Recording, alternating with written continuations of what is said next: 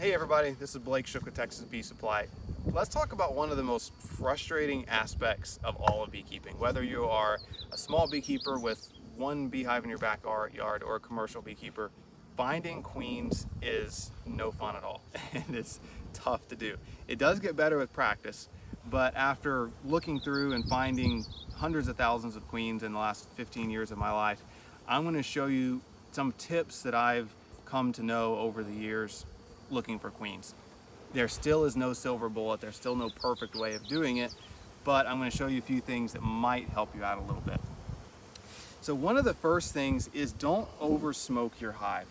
Smoke them enough to get the bees out of your way, but if you smoke too much, the bees tend to start running, and it's hard to find the queen when all the bees are running all over the place and the queen is running as well.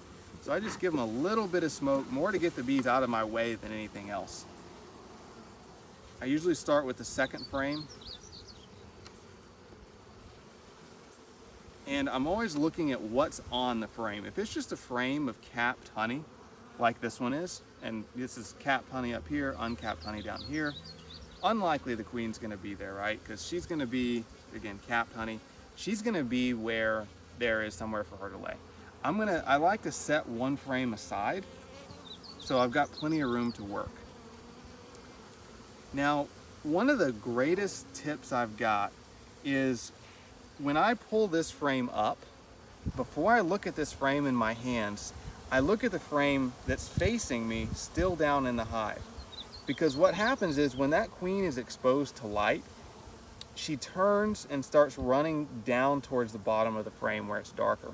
And oftentimes, as you're looking down at this downward angle, still at the frame in the hive, you'll see that queen, her abdomen just stands out very, very clearly as she's walking on a downward angle down towards the bottom of that frame. So before I look at the frame in my hands, look at the frame that's still in the box. Now for this frame in my hands, now our tendency is just to hold it flat in front of our face like this, right? And try to look at the queen. Now the tough thing is that almost means you've got to look at every single bee in order to find her. It's not as intuitive, but what helps me is if I look more at a vertical angle like this. So instead of holding it flat in front of my face like this, I'm looking at a downward angle, kind of down the tops of all the bees. And the queen bee is a little bit taller, and she tends to stand out. So for your angle, it's going to be something like this, rather than like this.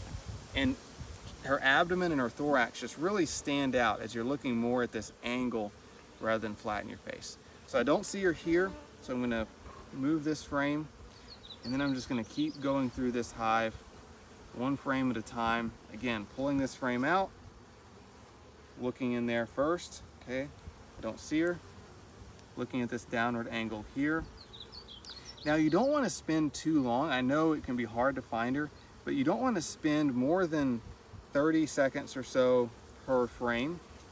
If the bees really start running and getting agitated, it's going to be almost impossible to find that queen. Again, looking at the facing, oh, now look at there, I saw her. So I saw her on this facing frame, running down. Look at that, and there she is.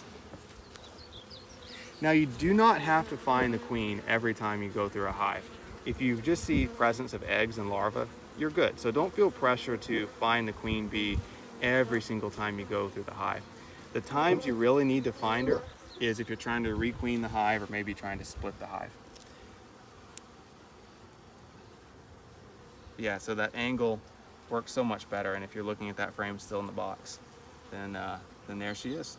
Now if you're trying to requeen the hive and you just simply can't find the queen, check out one of our other videos on what to do if you can't find the queen when you're requeening a hive, and we'll show you a method to get her pulled out of there.